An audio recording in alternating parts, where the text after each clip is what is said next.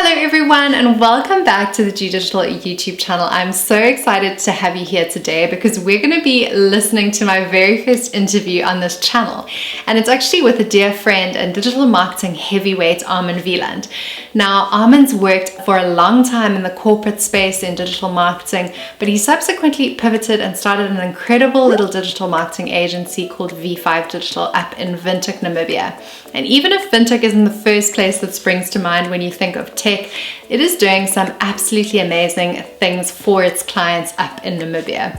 So if you want to hear some of his insights around how small business owners can really up level at this time and use it to optimize their business rather than digital marketing often confusing or flummoxing small business owners, he has a great perspective and a very calming way of just describing what it is that you can do that's a practical way of doing digital better. If you don't know, that is of course what this channel is all about, and my name is Megs. Every week I release new tech tutorials to help you do just that. So if you would like to hear Armin's perspective on how exactly you can do digital better, then please keep on watching.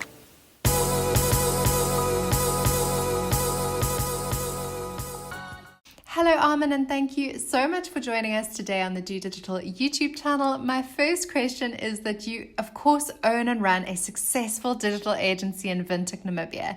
Could you tell us a little bit more about V5 Digital and exactly why you decided to start a digital agency? Hello Megan, and all to our viewers out there.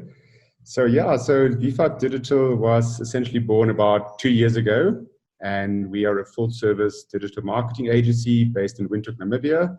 Digital is really our core and our passion, and data is our other passion. So we always make sure that we use data or utilize data and analyze the data on our behalf, but more importantly also on our clients' behalf.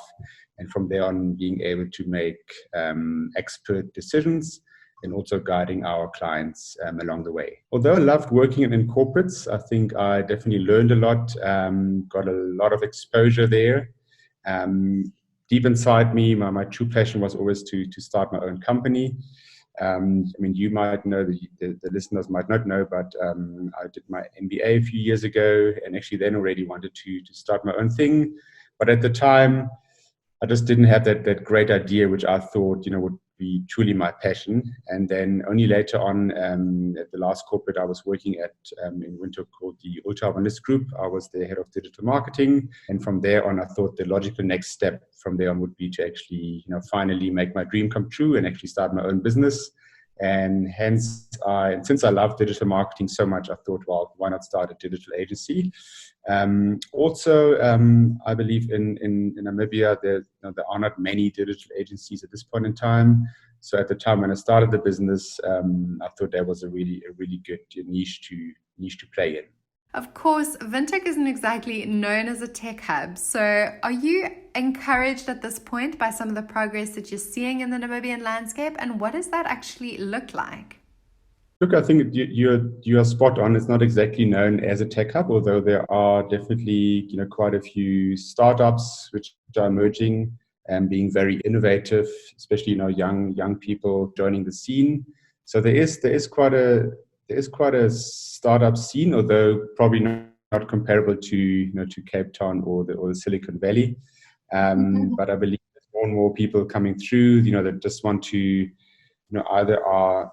I think most of them would, really would like to make a change for their community or for themselves. So we see a lot of startups emerging there, also on the tech side. But as such, to your point, the landscape is still, I think we're still a little bit behind.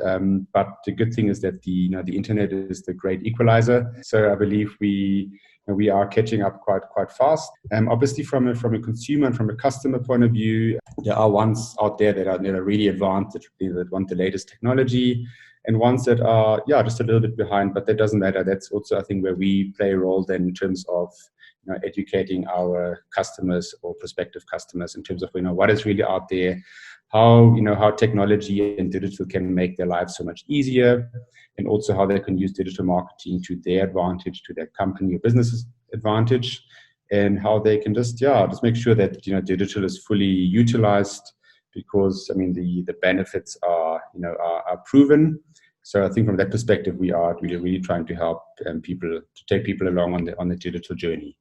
Absolutely, Armin. And I think now, timing wise, more than ever, I'm sure that a lot of clients are actually seeking out your advice. Can you give us some examples of the challenges that businesses seem to be grappling with at the moment? One side, those businesses that have been affected by the COVID-19 pandemic, meaning they might have less clients at this point in time. So it's quite clear that they obviously would like to generate more leads. So from that perspective, how can we help businesses grow? Maybe some of their customers or current customers or clients have fallen away, and how can we ensure that those that have fallen away are replaced by new customers or consumers? So that's on the one side. And also, I think it's important to maybe not just look at the current market, maybe looking at how I wouldn't say how to restructure the business, but how to make sure that their businesses are ready for the digital age, and how to take advantage of the digital age. Another thing we've been seeing is on the client services side. So we are servicing some of the bigger financial services companies in the country, and I believe there's a lot of scope there that all of a sudden those companies have been inundated with people wanting to get service because they couldn't, for instance, visit the branch anymore. Now everything is going over the internet, and then obviously one channel would be, for instance, on their social media channels. So how do you make sure that those spike and calls and queries are answered as close as possible in real time as possible? And also what structures and what systems can one put in place to actually make sure that we are all working a little bit more efficiently and not doing so much manual work, but how do we actually use the proper systems and automation to make sure that we are servicing our customers in real time, and the customers that are affected by the pandemic having a great customer experience. I don't know if it's just me, Armin, but I have noticed when we look at digital trends predictions that they always seem just that little bit futuristic. Are there some that you think will actually come into fruition in 2020? Look, when I see the trends, I think some of them are really great. To your point, often sound very futuristic or sometimes a little bit impractical, especially for us here in Southern Africa.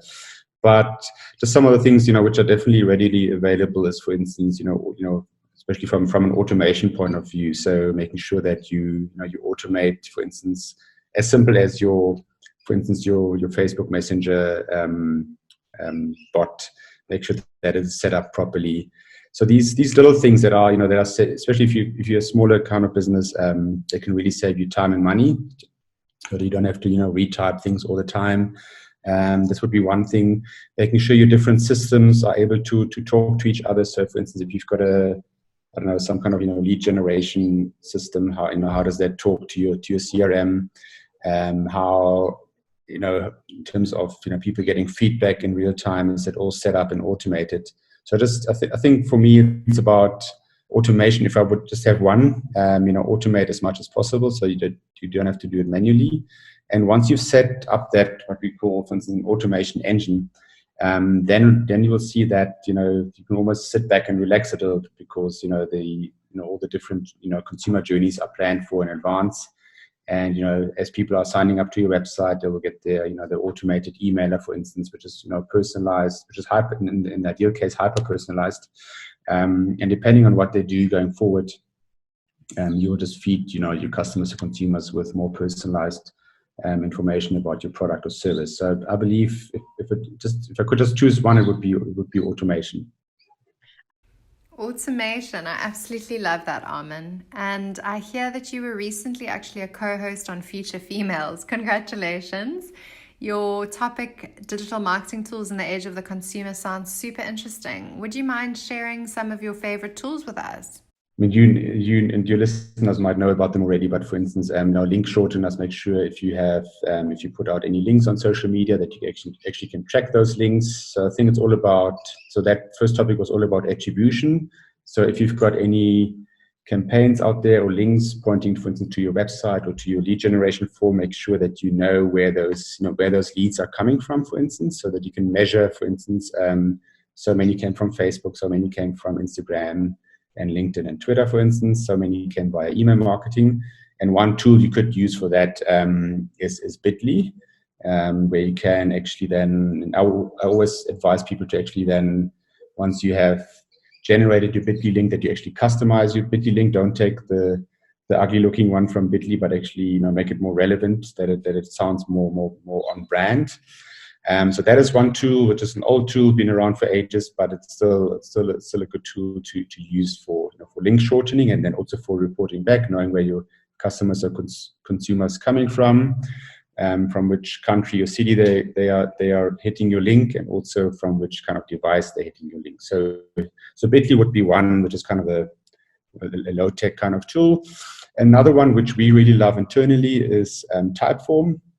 So Typeform, I believe, is a great form builder, very easy to use, very intuitive. So you don't need to.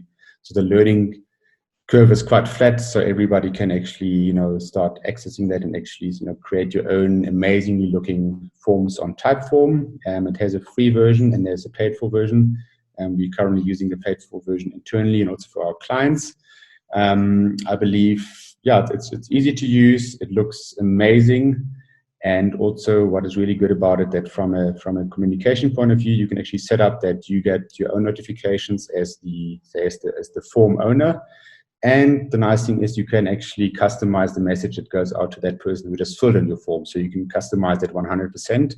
So it does look very, very real, very personalized, very customer centric. Another tool which we use internally is SharpSpring. It's a marketing automation platform together with a CRM. So that's amazing for lead generation and then also automation. So people would maybe fill in your lead generation form when they hit your website, and from there you can actually automate different consumer journeys. And depending on each consumer's behavior, you can actually automate that journey going forward and actually customize it to their preference. So that's a great tool which we love. Another one which we really love is Zapier.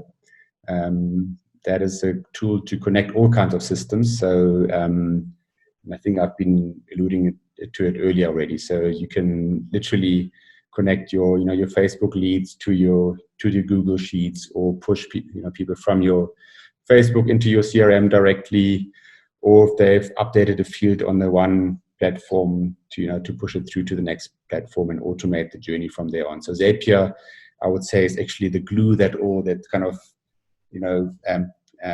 can actually put all these systems together, and it's mostly free, which is also great. So you can actually do a lot of what they call zaps between different systems, and most of them would be for free. Obviously, if you want to get more advanced, you would pay for it, but it's definitely worth the money, I believe.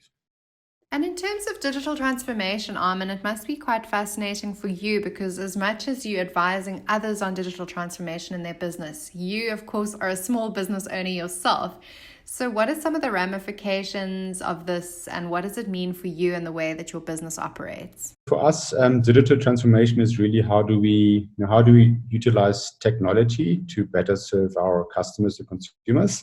So from our point of view, while we kind of obviously working all from home now, which is one big difference. It has we have done it in the past, but now it's just been accelerated, and that's kind of the new normal. And from our point of view, we're lucky enough that we can do it. I know that often we're trying to give advice to people where it's not possible to work from home because they have to work in a factory, things like that. So, but I think those that can, there's definitely one thing which we fully embrace. Working from home, using a lot of Zoom meetings and other tools. For instance, we're using Trello quite a bit, which we actually haven't used before. So Trello is a great tool to actually manage all your tasks across your teams. So that is something which we haven't actually used before, because we were not forced to use it, but now we're using it very successfully on a daily basis. And I believe, it's really about being flexible, using technology much more to make sure that you don't waste your time on tasks which take up a lot of time. And I believe that from a digital marketing point of view, obviously a small business is much more, how can I say, can faster adapt to that and can really embrace digital transformation much faster than probably a larger, how can I say, more legacy type of company, because we don't have all the structures in place and the red tape and approval. So I think a small business is definitely perfectly geared to embrace digital transformation at speed. And that's really what it's another factor of digital transformation. It's that whole agility. How do you move forward fast? If you fail, how can you quickly change and change direction and just move forward? And I think that's also one thing with what digital transformation is all about. How do you move forward very very fast and learn from your mistakes, and while you learn, you course correct. So I believe that there's a great opportunity for all kinds of business to really embrace digital transformation now. Anyone who watches my videos typically will know that this channel is, of course, all about helping people #do digital better. Do you perhaps have any parting thoughts, Armin, on how people can embrace their digital marketing, or perhaps even some mistakes which you see people commonly making? I think some things on our side is definitely content.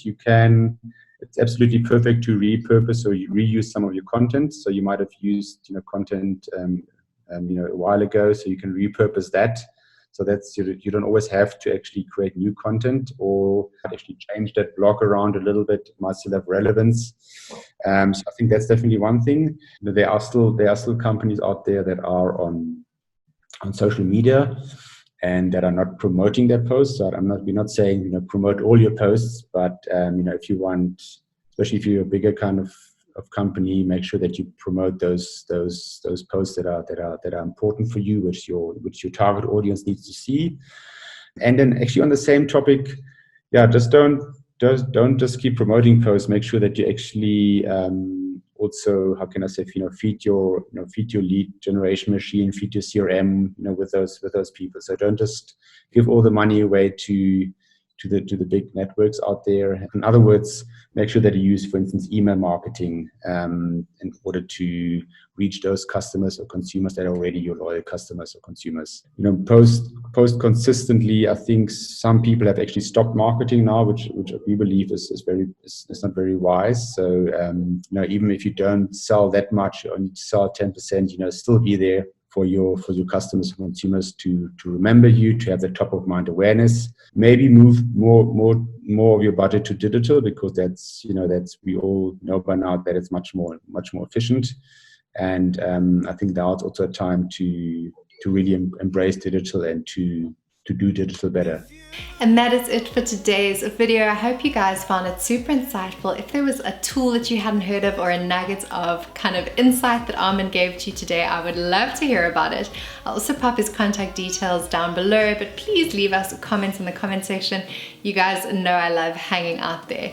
So until next time, I cannot wait to see you guys so that we can continue to do digital better.